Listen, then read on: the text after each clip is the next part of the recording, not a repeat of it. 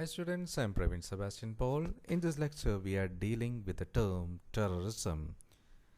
Terrorism is, in the broad sense, the use of intentional violence for political or religious purpose.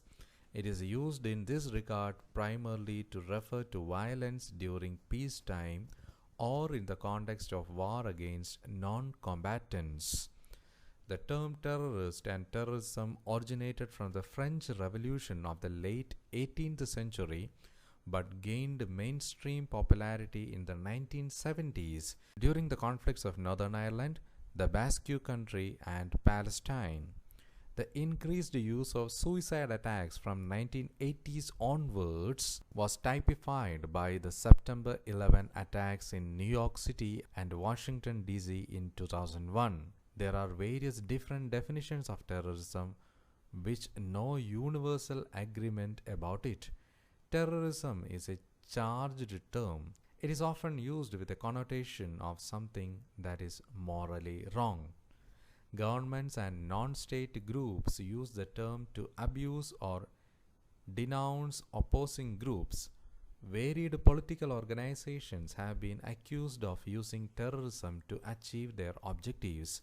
These include right-wing and left-wing political organizations, nationalist groups, religious groups, revolutionaries, and ruling governments. When we come to the history of terrorism, depending on how broadly the term is defined, the root and practice of terrorism can be traced at least to the 1st century AD.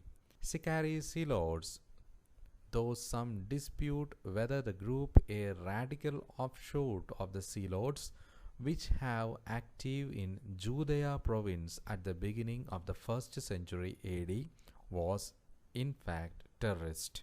According to the contemporary Jewish Roman historians, Josephus' zealotry rebellion against the Roman rule in Judea when some prominent Jewish collaborators with the Roman rule were killed.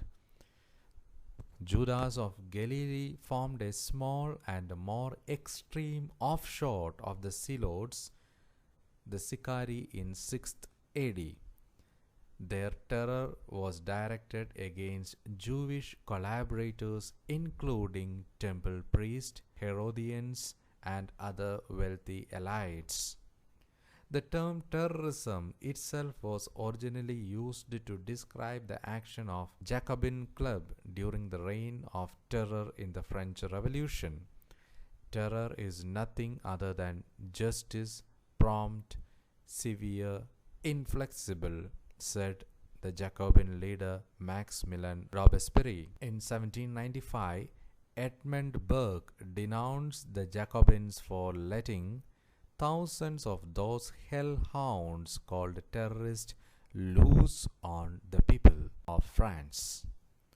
In January 1858, Italian patriot Felice Orsini threw 3 bombs in an attempt to assassinate the French Emperor Napoleon III. 8 bystanders were killed and 142 were injured. The incident played a crucial role as an inspiration for the development of early terrorist groups. Arguably, the first organization to utilize the modern terrorist technique was the Irish Republican Brotherhood, founded in 1858 as a revolutionary Irish nationalist group that carried out the attacks in England. The group initiated the Fenian Dynamite campaign in 1881, one of the first modern terror campaigns. Instead of early forms of the terrorism based on political assassination, this campaign used modern, time explosives with the express aim of sowing fear in the very heart of the metropolitan Britain in order to achieve the political gains. Another early terrorist group was Narodная Volya, founded in Russia in 1878 as a revolutionary anarchist group inspired by the Sergei Nakayev and propaganda by the deed theorist Carlo Pisacane. The group developed ideas such as targeted killing of the leaders of the opposition that were to become the hallmark of the subsequent violence by small, non-state groups, and they were convinced that the developing technology of the age, such as invention of the dynamite, which they were the first anarchist group to make widespread use of, enabled them to strike directly and with discrimination. When we come to the different types of terrorism, depending upon the country, political system, and the time of history, the type of terrorism are varying. It is classified disorders and terrorism into 6 different categories. The first one is a civil disorder. It is a form of collective violence interfering with the peace, security, and normal functioning of the community. Second one is a political terrorism. It is a violent criminal behavior designed primarily to generate fear in the community or substantial segment of it for the political purposes. Third one is the non-political terrorism. Terrorism that is not aimed at a political purpose but which exhibits conscious design to create and maintain a high degree of fear for coercive purposes, but the end is individual or collective gain rather than the achievement of a political objective. The fourth one is the quasi-terrorism.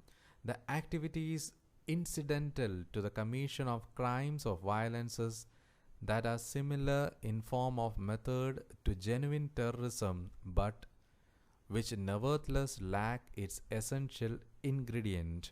It is not the main purposes of the quasi-terrorist to induce terror in the immediate victim as in the case of genuine terrorism, but the quasi-terrorist uses the modalities of techniques of the genuine terrorist and produce similar consequences and reactions. The fifth one is a limited political terrorism. Genuine political terrorism is characterized by a revolutionary approach. Limited political terrorism refers to the act of terrorism which are committed for ideological or political motives but which are not a part of concerted campaign to capture control of the state. The sixth one is official or state terrorism, referring to the nations whose rule is based upon the fear and oppression that reaches similar to terrorism or such proportions. It may be referred to as structural terrorism, defined broadly as terrorist act carried out by the government in pursuit of political objectives, often as a part of foreign policy. Other sources also define the typologies of terrorism in different way, and some typology of terrorism is defined as follows. The terrorism may consist of political terrorism, sub-state terrorism, social revolutionary terrorism, nationalist separatist terrorism, religious extremist terrorism, religious fundamentalist terrorism, new religion terrorism, right-wing terrorism, as well as left-wing terrorism. And we can also see communist terrorism, state-sponsored terrorism, and regime or state terrorism. And another two categories are the criminal terrorism as well as pathological terrorism. So my dear students, in this lecture we had discussed about the term terrorism, its history, and its different classifications. So dear students, kindly go through these assignment questions. The first question is, define the term terrorism. Second one, write about the history of terrorism. Third question is, write about different types of terrorism. So my dear students, in the upcoming lecture we will discuss the causes and the motivations that are affecting the terrorism. So see you soon. Until then, goodbye. Thank you and all the best.